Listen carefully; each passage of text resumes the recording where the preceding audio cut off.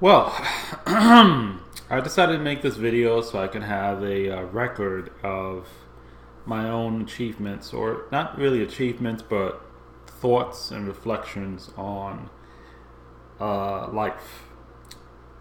So, those thoughts and reflections on life is basically to remind myself of things that I've learned because I tend to forget, and it's easy to forget. Let's say you're doing well, like you're dating, you're doing well in your love life, but then you break up and then you're alone for a while, then you forget what it's like to date or what it's like to meet somebody or what was your state of mind when you were dating and you were doing your thing. So the issue that I want to talk about right now is how do you find a girlfriend and how do you date and how do you meet women and what do women really want? Um, I think that one of the biggest problems when it comes to meeting women for guys is sexism. And by that I mean having stereotypes about women or what hurts men the most. You watch Hollywood movies, you hear gossip, and you hear things here and there, music, all these elements around you are telling you different stories about women. And you hear advice from other guys, and basically you start to develop a stereotype of how women are and what women want. And sometimes it helps if you are actually dating and you're succeeding with women. Yeah, that would help. But if you're not, then whatever advice you're getting is probably not working, or whatever stereotype you have is just not giving you insight on how women really are. But one of the biggest myths that a lot of men get wrong is the myth, and it's propagated in the media, is the myth that women are somehow very at their core different than men. And I'm not saying that there are no differences between the sexes. I'm saying that those differences are not extreme, where you're like talking to an alien that doesn't understand what you're saying or where you're from or anything like that. You're talking to a human being, a person, and those differences are not extreme. They're not very large. With that said, what I am referring here is the fact that men tend to give women a lot. In fact, society tends to give women a lot of slack. They tend to not make women responsible for their own actions and behavior. And you might say, well, that you're a tough person and you hold women responsible for their behavior. But even the individual that is very attentive will find bias in their decision making. But what do I mean by that? What I mean is that if a man is a jerk and an asshole, then he's a jerk and an asshole. If he has an attitude, he has an attitude. If he's passive aggressive, he's passive aggressive. If he's violent, he's violent. It doesn't take a rocket scientist to know that someone's an asshole if they walk past you without saying excuse me, or they're not very polite, or they get angry at you. If you don't say excuse me, they're just as rude as supposedly they claim you are. But all of that is overlooked with women because then you assume, well, she's just in a bad mood. It's her time of the month. It's her hormones are unbalanced. She's just extra emotional, more emotional than guys are, and that's why she's rude. Because she's a woman, that explains her rude behavior. And I had that mentality for a very long time. And that's what held me back, as I assumed all women were this way, and it was depressing. And I also assumed that the only way to make a woman happy is to have a cut, ripped body like a six pack, and have a lot of money. If you don't have a lot of money and you don't have a great body, you can forget about making a woman happy. She's gonna have attitude, and it's your fault. What I recommend for your approach when it comes to approaching women is to see them as people first before you see them as women. I know the boobs, the ass, everything, all these things attract you, and you know, her body and her sexy voice, and there's a lot of things that do turn you on. And you identify her as a woman, but you got to see her as a person first. So if she acts rude, or she's disrespectful, or she has an attitude, you can pick it up right away. You could just pick it up from the energy, the vibration. When you pick up the phone, is she friendly? Is she, hey, how you doing? Like your guy friends? Hey, how you doing? You know, or is she kind of like, hey, how you doing? Like she has an attitude. See her tone of voice and the way she presents herself and the game she plays. You know, women get away with cheating and playing games because men just buy into it more. If a woman says, I'm too busy, that's why I didn't call you back, you don't think she's talking to another guy. So I think that's number one, is that it took me a long time to figure out that women are the same as men. But a lot of women tend to use the gender card to justify everything. For example, you know, I'm a girl, what do you expect? Or you should act more like a man and not complain so much about my behavior. Or you should buy me things because you're a man and I'm a woman, and that's what men do. They buy women things. Be a man, you know, or they'll say I'm a woman, that's why I'm the way. They use the gender card, and men do it too. Men say, well, I'm a man, that's why I have every right to rape you and to do this to you because I'm a man. That's what men do. You're a woman. You should shut up and take it. If I slap you in the face, you should take up. That's because you weren't acting like a woman. So the gender card is not so much always a manipulative tool. It's just something that people use to, when they're not using their brain as much. They shut down their brain. They're not thinking about it too much. So they say, oh, it's just because she's a woman, or it's just because I'm a guy. So they don't really analyze it. It's kind of like a sign of low intelligence, or at that time you're not thinking deeper about the issue and you're just overgeneralizing and stereotyping, using a stereotype in its place. And a lot of people use stereotypes when they lack the intelligence to properly analyze a given situation. So it's because they're Asian or they're black, you know. And it's not so much racism or sexism as it is just lazy thinking. You know, they don't want to think, so they just resort to stereotypes until they're proven wrong, and then they're like, you know, they're caught, you know, with the pants down.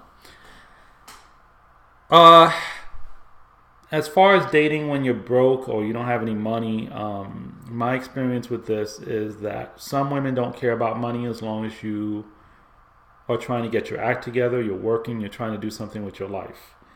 Other women, on the other hand, are all about money. You can't, I mean, some women, I hate to use this expression because I don't eat junk food, but they don't mind having dinner at McDonald's or something like that. And I wouldn't have dinner at McDonald's, but I'm just using that as an example because I hate fast food.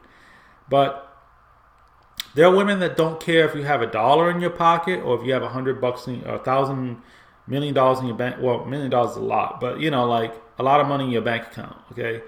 But there are women that absolutely care how much money you have in your pocket. You know, if you only got $5 to your name, they don't want to date you. They don't want to be your friend. They'll say that you're irresponsible or you're rude, or a lot of really erroneous bullshit, you know, or because you don't have any money. And I've encountered ladies like that because I can't buy them dinner or I can't buy them something, I'm a bad guy, I'm a jerk, you know. It's kind of like calling someone who has a cold a jerk. It's not their fault they're sick, but they're a jerk because they have a cold. You know, being broke is being broke. If you don't have money, you don't have money. It has nothing to do with you being rude or being anything less. But a person who thinks that you're less of a person because you don't have money is immoral and an asshole. Let's put it this way again, referring back to my original statement. If you look at women as people and stop looking at them from a gender goggles, if you met a guy that treated you like shit, like you met a friend or you just bumped into someone that you told him, yeah, I'm broke, I only got $5 in my pocket, they tell you, yeah, you're stupid, you're a jerk, you're an idiot because you're broke. they put you down because you have no money. How would you react to that? You would hate their guts. You wouldn't be friends with them, and you wouldn't make any excuses for them. And it's the same thing with girls. If they act like this, it's inexcusable. So you have to look at things from a people perspective. Because the gender thing is used constantly. So anyway, once you get over that and you start to understand that women are people, and you see that there are women that want relationships, want love, but then there are also women that want to just have sex, fool around, or they just want someone to buy them money. Some girls are gold diggers. I respect the ones that are honest about it, that say, hey, look, I'm all about money. I just want money. I need a man with money. That's what makes me happy. I respect that. I just don't respect the ones that are like, hey, it's your fault. They play mind games and they're just fucking around with you. Anyway, that is my video. What women want the most is communication. Women, you need to talk to them, call them up, text them, show that you think about them. That's something that matters a lot to women, just as much as it matters to guys. You don't want a girl that's not going to pick up the phone. She doesn't want a guy that's not going to pick up the phone or return the text on time. It's a mutual thing. Another thing women want is respect. You have to respect her. That is, if she says, I don't want to talk about this, this makes me uncomfortable, be considerate of her feelings. That's a mutual thing again, because she has to be considerate of your feelings too. Another thing, attraction. Attraction is not necessarily based on your appearance or how muscular you are, how much money you have. Attraction is purely chemistry, but it also involves being clean. There are some things that turn women off, like bad breath and not being clean shaven. So it's a lot of just grooming, which doesn't cost a lot of money. It doesn't cost money to shave and groom yourself. Even the brokest, poorest guy can do that. So just make sure your clothes are ironed, you're well groomed. Everything else that doesn't mean she's going to instantly be attracted to you. She may not. But if a woman is not attracted to you, it's because of chemistry. She doesn't like the way you talk or the way you move, or something about you is not attractive to her. Chemistry is unexplained. So you just can't generalize and stereotype and say, well, that's an Asian person, so they're only attracted to Asian people. Or that's a white person, they're only attracted to white people. Or that's a black person, they're only attracted to people that listen to rap music or whatever, because you don't know who they are, you don't know what they're attracted to. Or that girl's really hot, she'll never like me. You don't know. You might talk to her and find that you have a lot of things in common, plus there's some kind of chemistry, and now you're with the hot girl. A lot of the times, getting a person has to do with timing. If she's single, you can get her. If she's having problems in her relationship and on the verge of breaking up or getting divorced, you can get her. You can get the girl depending on timing. A lot of it is timing. And most of the time, if you meet a girl that says, no, I don't really like you, I'm not ready, she makes excuses, she doesn't seem interested, it's because of the situation. She's either got her eye on some other guy, dating someone, seeing someone, has a boyfriend on the side, who knows what's going on with her. But she just came at the wrong time. And the most appropriate thing to do is to wait for another time when you can approach her. But at some point you do have to give up. But wait for another time. And a good time to do this is after Valentine's or before Valentine's Day, because a lot of people break up around that time. New Year's, holidays are the best time to approach women that have rejected you previously, because that's usually the time that people break up or get together, vice versa. Summertime, spring, all that stuff. The boyfriend decides to go on vacation. She feels she's getting rejected. There's your opportunity. So, and a lot of times it has to involve hurting another guy. I mean, the dating game is not a game for people that are just too nice. If you are worried about hurting another guy's feelings or breaking up a relationship, good luck finding a girlfriend. Okay?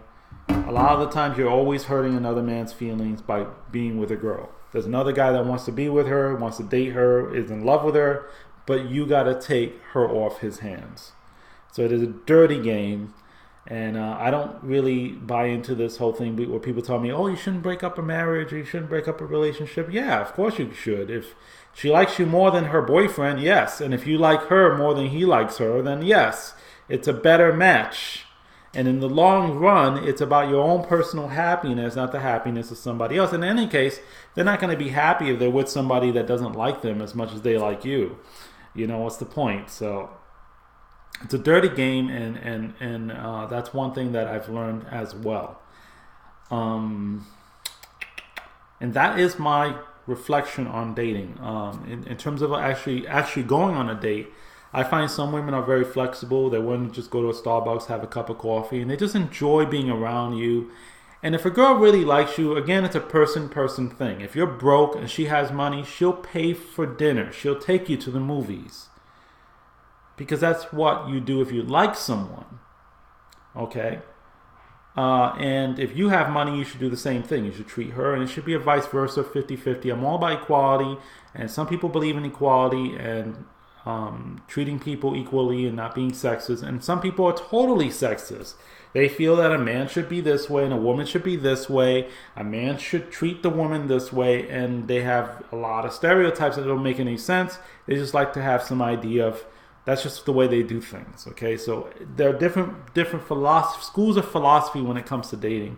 If you really like a girl who feels differently than you do about relationships, you could cater to her whims. If she says I'm old-fashioned, you can do that if you like.